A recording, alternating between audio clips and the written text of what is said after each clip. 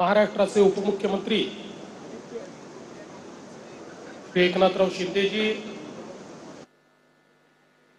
दुसरे उपमुख्यमंत्री माननीय अजितदादा पवार या ठिकाणी उपस्थित सर्व आमचे सहकारी मंत्री, राज्यमंत्री, आमदार, पीडब्ल्यूडी विभागाचे अप्पर मुख्य सचिव, MSRDCचे MD, सर्व नाशिक जिल्हा आणि ठाणे जिल्ह्याचे प्रशासनिक अधिकारी आणि उपस्थित सर्व माध्यम प्रतिनिधी भगिनी आणि बंधूंनो, आज आमच्या महायुतीच्या सरकारकरता ही अतिशय आनंदाची गोष्ट आहे की जे स्वप्न आम्ही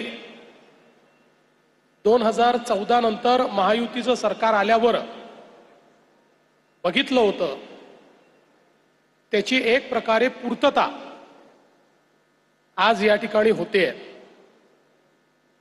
समृद्धी महामार्ग हा केवळ एक रस्ता नाहीये, हा महाराष्ट्राच्या समृद्धीचा इकॉनॉमिक कॉरिडॉर आहे. आणि म्हणूनच याला हिंदू हृदय सम्राट शिवसेना प्रमुख बाळासाहेब ठाकरे समृद्धी महामार्ग अशा प्रकारचं नामकरण हे आपण दिलेलं आहे. कारण या महामार्गाने महाराष्ट्राचं इंटिग्रेशन साधलेलं आहे. जवळपास महाराष्ट्राचे 24 जिल्हे या महामार्गामुळे JNPT पोर्टशी कनेक्टेड आहेत आणि लवकरच हा महामार्ग नवीन वाढवण बंदराशी देखील आम्ही कनेक्ट करणार आहोत.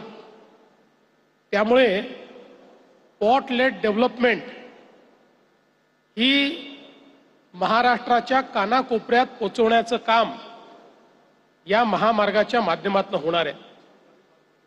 आपल्याला कल्पना आहे की